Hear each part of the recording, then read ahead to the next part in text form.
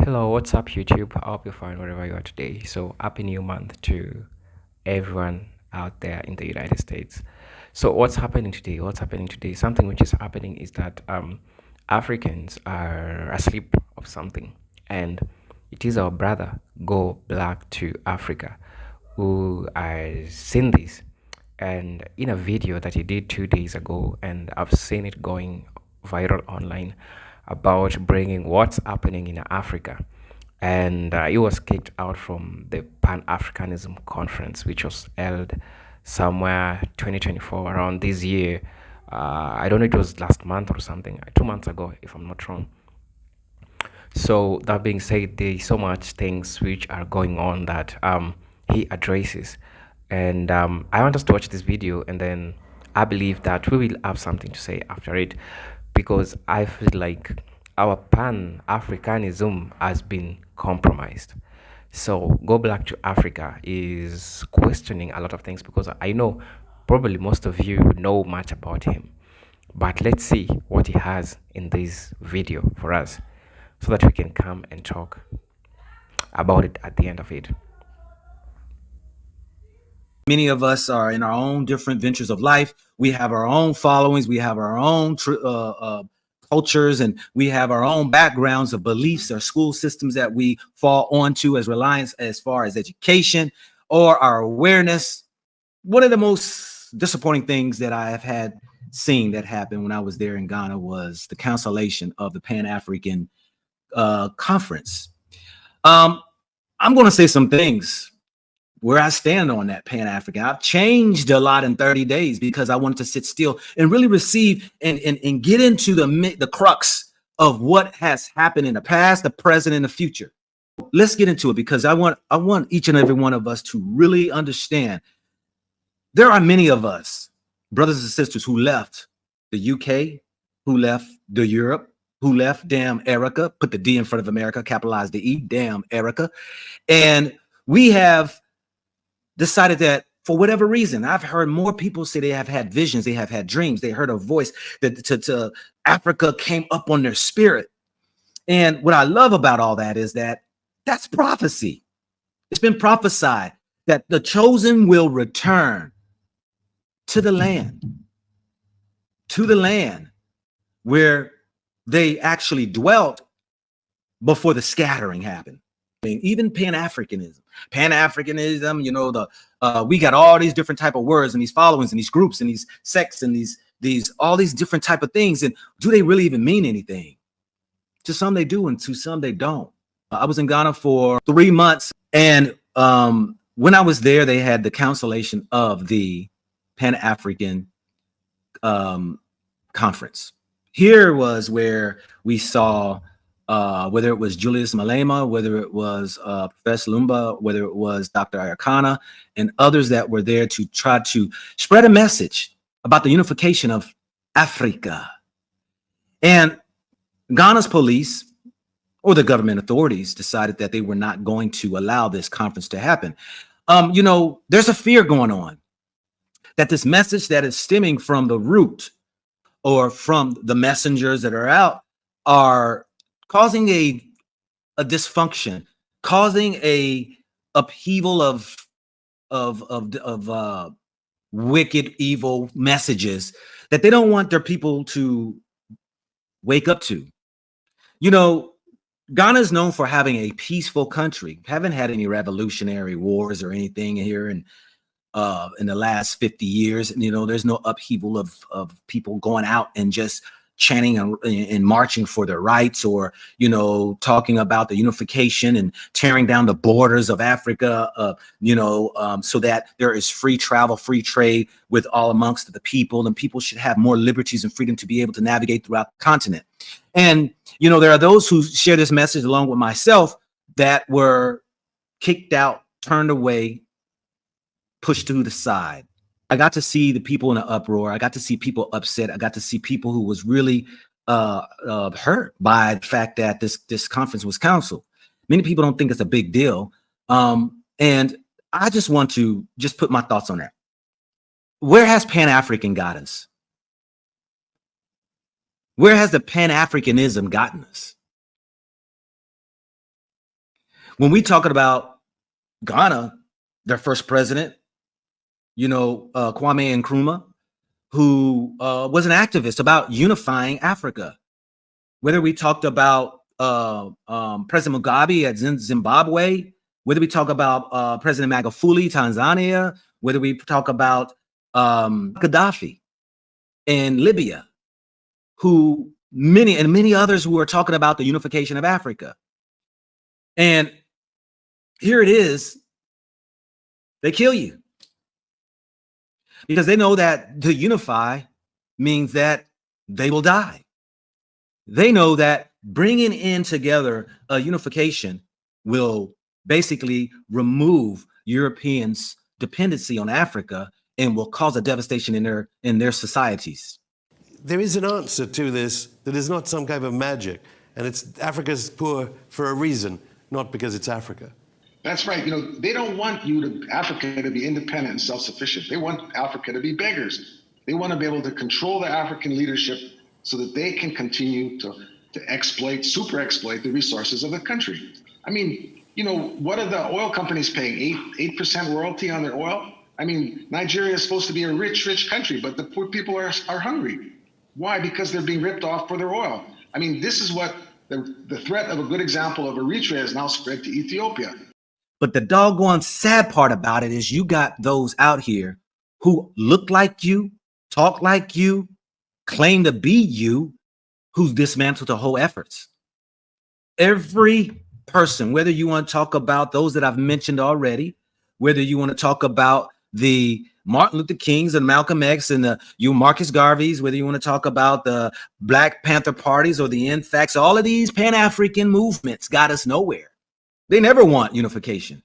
I got something greater though, because I'm going to go ahead and even going to make mention on, let's talk about those who are supposedly for Africa unification, yet subscribe to European ideologies. Julius Malema, peace and blessing to my brother. He stands for the LGBT movement. Unification? That's not even an African lifestyle culture. I like to call Julius Malema a hype man. You know who the hype man is. You remember Public Enemy? Flavor Flav was a hype man. You sit there, you hype the crowd up. This ain't beating up on Julius Malema. I mean, he definitely goes hardcore on the speeches and talks that he talk about. But on the other side of the house is that you also are pushing Europeans' ideologies and agendas. I've had people attack me in all different angles. Is it something that I'm willing to die for? No. What I am willing to die for is the truth. That's the Most High. I'm willing to die for that. Now, this comes back to us as Africans. We have a lot of questions that we need to answer as Africans. So first thing, I believe that we need to talk about Brother Go Black to Africa talks about Julius Malema with his, the Rainbow Group ambition. What I'll say is that we have other important things that presses Africa other than the LGBTQ thing, because that generally goes to a personal behavior that doesn't affect the economy of Africa, because the one thing which kills Africa mostly, it is the economy, and I don't see at some point where the LGBTQ, I'm not trying to support it. I'm not also saying that it is right or something, but what I'm saying is that I don't see where it connects with our struggles. However much it is an European doctrine, it is European culture which is being endorsed in Africa by some African leaders. But as a person, I'm not seeing it, how it is affecting us economically. So I also have a point to make. Someone said that Africans, we are not together today. We have different agendas. Not every black person have the Pan-Africanism agenda. We have black people who have different doctrines, and we need to be so careful. This might be our presidents. This might be our leaders. These must be people who are around us. So somebody once said that we Africans, we are not together because people who kept us together were killed by African leaders, which is so sad. take this example. I'll take you back to what happens maybe in our households. So we have in a household where we had a grandmother. You know, the grandmother connects different grandchildren. So when this grandmother dies, it means that during different holidays, these grandchildren won't be coming to this homestead because there's this no grandmother. Same thing happens with our African leaders in the past. Kwame Nkrumah, Marcus Garvey, talk about, I jotted them down, Kwame Nkrumah, Nelson Mandela, Malcolm X, and Martin Luther King. So these are people who spread the word of Pan-Africanism to Africans. But you realize that some of them were assassinated, and these things were endorsed by some African leaders. So all we have been pushing agenda for having a stable Africa. We have been pushing agenda for having one Africa. We have been pushing agenda for being stable and looking as how we are going to develop in future as Africa. But we have some leaders who doesn't want that to happen because they are afraid maybe their spots will be taken. Um, we have countries in Africa. Africa is a continent with 54 countries. We have countries in Africa where some leaders are corrupt, so corrupt. Ghana has issues, political issues. Nigeria is struggling with political issues. Kenya, my country, is also struggling with political issues. South Africa is also struggling with political issues. Today, drugs are being imported in South Africa. We have illegal people who are in South Africa. Now we have people like Julius Malema who are trying to put zero borders for Africans development. But my brother Go Black to Africa has a problem with that because it feels like he's trying to agree with the westernized mindset of pushing the LGBTQ thing. I'm not on that with Julius Malema, but I love what he does. I love how he empowers Africans, because he is not always a person for South Africans only. He does this for all Africans who are in and outside diaspora. So we need to know this, that we are being sabotaged by our own people. That's why I ever told you that Africa needs Black Americans or African Americans in this country, in this continent, in African countries. Why am I saying that? There is a quote in the Bible that says that there is a time when God will send his people to the promised land. People who are taken from their land, I'm talking about Black Americans, people of the African descent who are taken from Africa.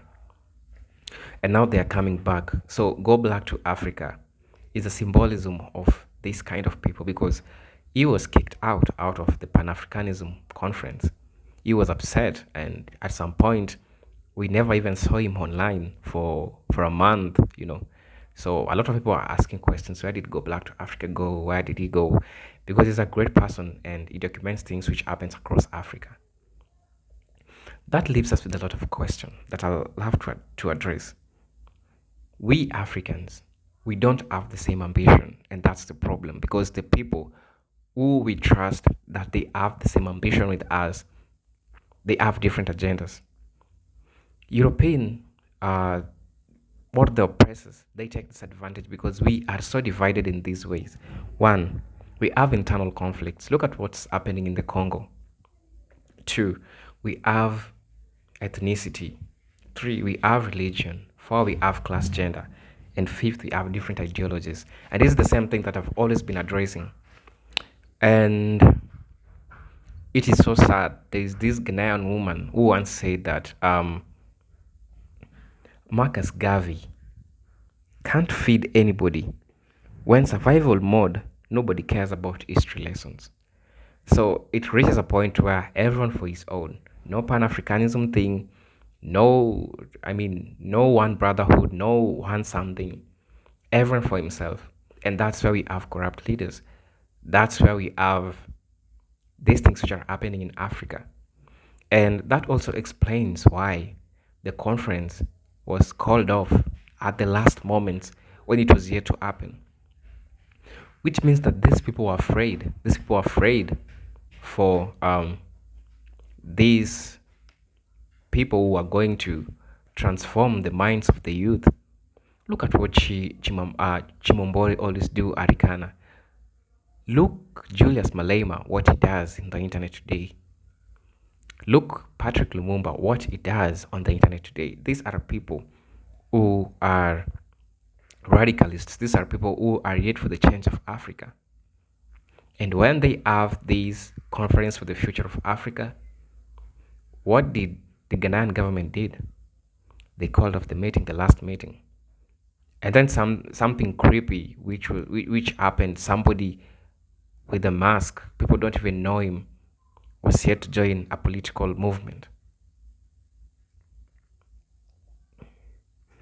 This says a lot about we Africans how we're still struggling as people. And the only thing we have as Africans, or people in the African diaspora, or people who are seeing future in Africa while they're outside Africa, it is that time it begins with you. You know, Michael Jackson once said in his song, I'm talking to the man looking in the mirror. I'm asking him to change his ways. If you're a corrupt person, try change your ways. It begins with you. If you're a person who practices favoritism because somebody belongs to your ethnic group, so you give it them job, it begins with you. I'm talking to the man in the mirror. I'm asking him to change his ways. So we need to change our ways. We need to change our ways, because otherwise the dream of Africa will always remain a dream. Tell me what you think in the comment section. This is Eugene from Kenya. Until then, peace, love, and harmony. Salute.